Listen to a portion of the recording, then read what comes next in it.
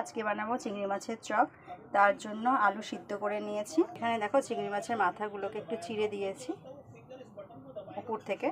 আর এর মধ্যে চিংড়ি মাছের মাথার যে অংশ ছিল তার সাথে রসুন আর আদা, একটা কাঁচা লঙ্কা বেটে নিয়েছি।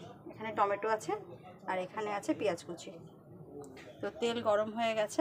দেখো এখানে পেঁয়াজটাকে আমি একটু ব্রাউন করে ভেজে নিচ্ছি। আলুটা আমার ম্যাশড করা হয়েছে, পুরোপুরি ম্যাশড করে একটু দানা দানা রেখেছি আলুটা। চিংড়ি মাছের পিছন দিকে দেখো একটু লেজ রেখেছি, তাহলে দেখতে ভালো লাগবে চপটাকে। পেঁয়াজটা এখানে ভাজা হয়ে গেছে। এখানে চিংড়ি মাছের মাথা, আদা আর রসুন, কাঁচা লঙ্কা একটা বাটা দিয়ে দিলাম, আর টমেটো কুচিগুলো দিয়ে দিলাম। এর মধ্যে এখন সব পরিমাণ মতন দিয়ে দেবো। দিয়ে দিচ্ছি জিরের গুঁড়ো,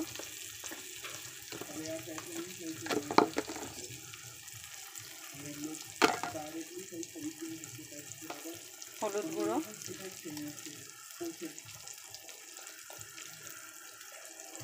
যেহেতু কাঁচা লঙ্কা দিয়েছি তাই অল্প পরিমাণ লঙ্কার গুঁড়ো দেবো। আর দিয়ে দিচ্ছি পরিমাণ মতন নুন। এটাকে এবার ভালো করে কষিয়ে নেব। রঙটা ভালো হচ্ছে না, আমি এখানে অল্প একটুখানি চিনি দিয়ে দিলাম। তোমাদের ইচ্ছা করলে দিতে পারো, আবার নাও দিতে পারো। দেখো মশলা থেকে তেল বেরিয়ে গেছে, তাই এখানে সিদ্ধ করা আলুটা দিয়ে ভালো করে কষিয়ে নেব। দেখো আলু কষানো হয়ে গেছে। আমি এখানে একটু সানরাইজের গরম মশলা দিয়ে দিচ্ছি। আমি এখানে আলুর পুরটা বানিয়ে নিয়েছি। আলুর পুরটা আমার পুরো রেডি হয়ে গেছে। তো আমি এবার চপটাকে শেপ করে নেব। চিংড়ি মাছের দেখো শেপগুলো দিয়ে নিয়েছি। এখানে লেজগুলো বেরিয়ে আছে, এটা আলু দিয়ে পুরটাকে বানিয়ে নিয়েছি। আর এখানে গোলার জন্য যেটা দিয়ে বেটার বানাবে, সেটার জন্য আমি এখানে হলুদ, চালের গুঁড়ো, নুন আর লঙ্কার গুঁড়ো নিয়েছি। এটাকে জল দিয়ে ভালো করে গুলে নেব। ব্যাটারটা দেখো বেশি পাতলা হবে না, বেশি ঘন হবে না, ঠিক এরকম হবে। আর এখানে নিয়েছি বিস্কিটের গুঁড়ো।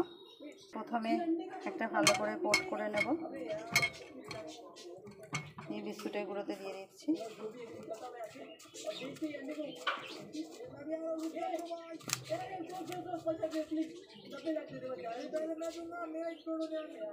প্রনগুলোকে আমি একবার করে কোট করে নিয়েছি, তারপর বিস্কিটের গুঁড়োর মধ্যে দিয়ে দিয়েছি।